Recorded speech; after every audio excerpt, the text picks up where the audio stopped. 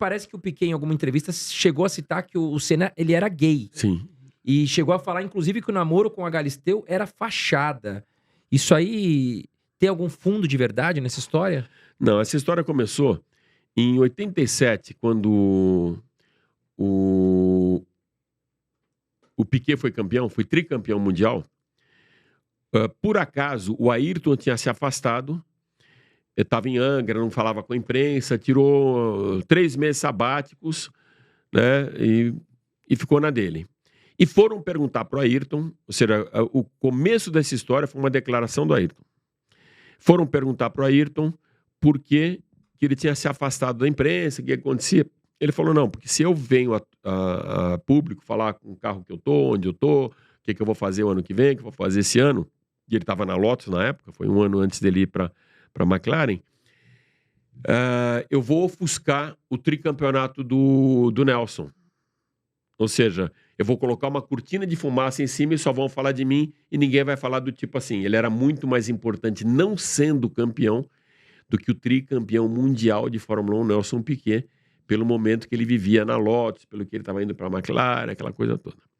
O Nelson ficou puto e existia uma história de uma pessoa de confiança da família, que era o cara que estava sempre na pista junto com o Ayrton, já tinha antes ele mesmo chegar da Fórmula 1, que estava sempre carregando a pasta dele, dividia quarto junto, que era normal, eu dividi o quarto com 5 jornalistas, a gente fazia dividir. Mas nesse caso específico, o Ayrton, quando foram fazer, claro, o repórter é sempre filho da puta, olha o que ele falou de você, sabe aquela para colocar lenha na fogueira?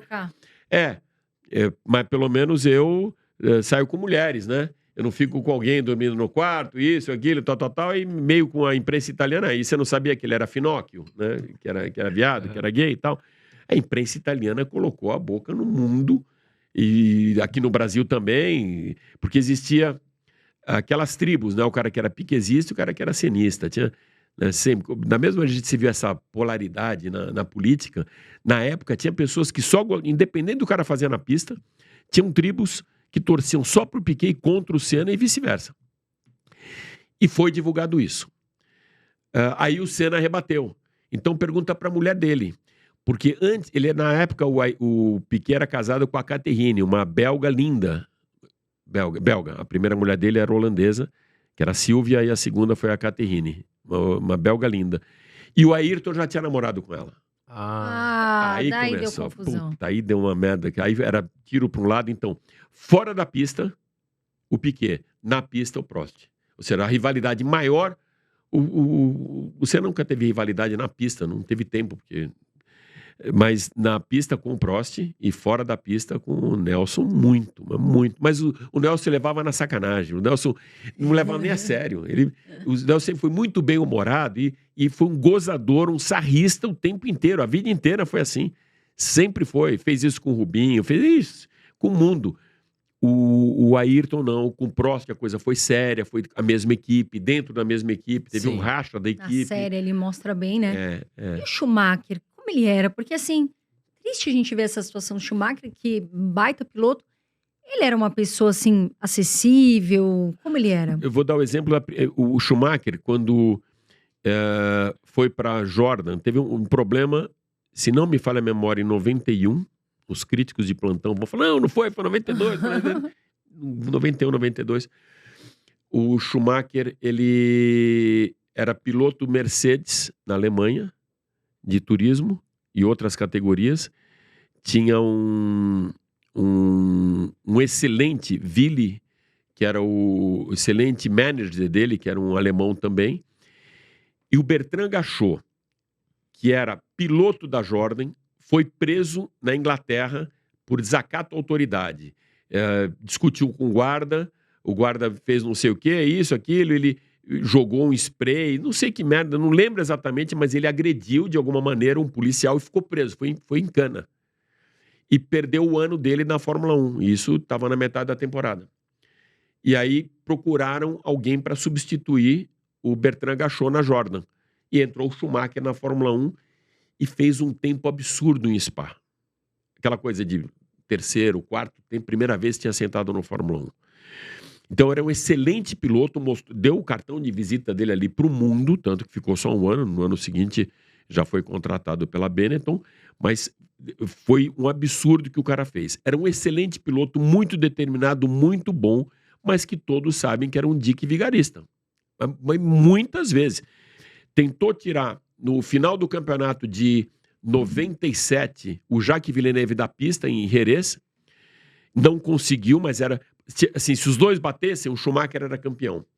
O Jacques, na frente, o Jacques era campeão e o Jacques tinha ultrapassado ele e ia ser campeão mundial. Tentou bater, não conseguiu, ele ficou na brita, o Jacques continuou, o Villeneuve foi campeão. Mas tentou tirar. Fez a mesma coisa que o Damon Hill na Austrália, o Damon Hill burro, foi disputar uma curva e bastava terminar a corrida para ser campeão, foi enfrentar e o Schumacher jogou o carro e tirou o Damon Hill e o Schumacher foi campeão. Numa classificação em Mônaco, ele com a pole position garantida, mas ia tomar tempo de outros, porque estava logo no começo, ele atravessou o carro dele logo depois da rascasse para interromper o treino e aí valia a melhor volta e ficou com o Schumacher. Então, a gente viu várias vezes esse lado dele de dique vigarista. Ele não precisava de nada disso. Tentou jogar o Rubinho no muro, o Rubinho na época da Brown, mas ele já com Mercedes, ele tentou jogar o Rubinho no muro, que podia ter matado o Rubinho. Exato, isso que eu ia falar, né? Olha onde vai a ambição, né? Em várias situações a gente viu isso, esse lado dele na pista. Era excelente, mas era meio dique vigarista. Do lado dele com a imprensa, com o jornalista. Tem água.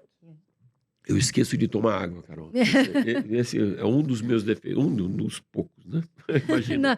Não, agora tem que beber água. Agora você vai com essa lição de casa que tem que beber água. E com imprensa. Então, nessa primeira prova, que chegou um alemão para a Fórmula 1, teve uma coletiva de imprensa. E alguns jornalistas me chamaram, porque eu falava alemão, tinha trabalhado na Alemanha, eu sou engenheiro naval, trabalhei no estaleiro em Hamburgo. A minha história começou assim, antes de começar a fotografar.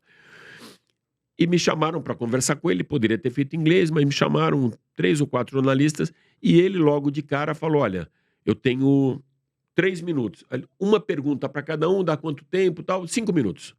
E tinham uns 5 caras, 1 minuto para cada um. Então ele olhou no relógio, tá bom, podemos falar. Sentou, super educado, atenção para todo mundo. Esse primeiro fez uma pergunta, o segundo fez uma pergunta, o terceiro fez uma pergunta, o primeiro fez outra pergunta. Como o primeiro fez outra pergunta, o segundo se sentiu no direito de fazer outra pergunta também, fez outra pergunta. Ficaram 2 jornalistas de veículos grandes aqui para fazer pergunta para ele também, ele olhou no relógio, 5 minutos, levantou e foi embora. Gente, muito obrigado. Não, mas não...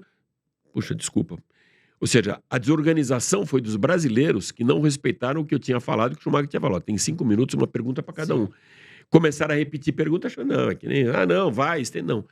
Então era um cara que também seguia a regra, tinha horário para falar com ele, dava atenção. Tenho uma passagem com ele espetacular, eu tinha feito uma foto dele na Hungria, numa vitória dele na Hungria, depois de um jejum de 100 vitórias. Eu estava na sala de imprensa, aí falei, puta, vai ganhar. Eu fui em Húngaro Ring, num balcão que tinha na sala de imprensa, pus a minha máquina e fiz a foto que nenhum fotógrafo estava fazendo, porque estava todo mundo lá na pista. E eu tinha que mandar material ainda para as revistas, tive que sair antes da chegada, e depois eu pegava aquela foto com algum colega.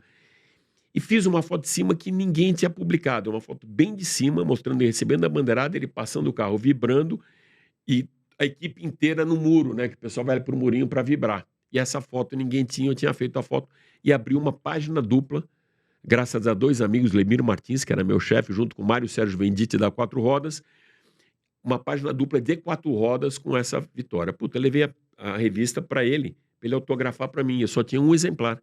Pedi, olha, eu falava alemão, mas eu era um alemão, né? Ou ele que foi meio dique vigarista comigo de novo. Ele pegou a revista, eu falei pra você, não, o tal, ele, claro, o tal pegou e agradeceu e entrou, ficou com a revista pra ele. Puta! Eu fiquei sem meu autógrafo e sem a revista. Sem a revista. Entendeu? Ele entendeu ou não entendeu, gostou da foto, que também isso acaba sendo um elogio pra mim, né? E não teve. Então esse foi um momento engraçado com ele. E depois veio pro Brasil. E foi super atencioso. Lembra aquelas provas de kart que o Felipe Massa fazia, Desafio das Estrelas? Sim. De kart, que participava alguns, veio e foi muito atencioso com todo mundo. Então, ia no Vento Aragano, a gente era muito amigo do pessoal do Vento Aragano, aquela churrascaria que tinha ali na Rebouças, e vinha durante a corrida, pedia para ele e para Corina, para a mulher dele, uma mesinha só lá no fundo para não ser incomodado. Todo mundo respeitava. E ele ia comer carne, churrasco, como todos os gringos que vinham para cá queriam uma churrascaria. A palavra churrascaria era a primeira que eles aprendiam. E dava atenção para todos os garçons, para o maître, mais para o pessoal de serviço do que para o fã. Mas dava atenção, dava um tempinho para eles, para fazer foto junto, para dar autógrafo e tal. Então, esse é aquele caso, que fora da pista era um cara extremamente afável, dentro da pista com um jornalista extremamente correto, e na pista mesmo, ele deixava muito a desejar com ética. Fazia umas maldades. Umas tramóias,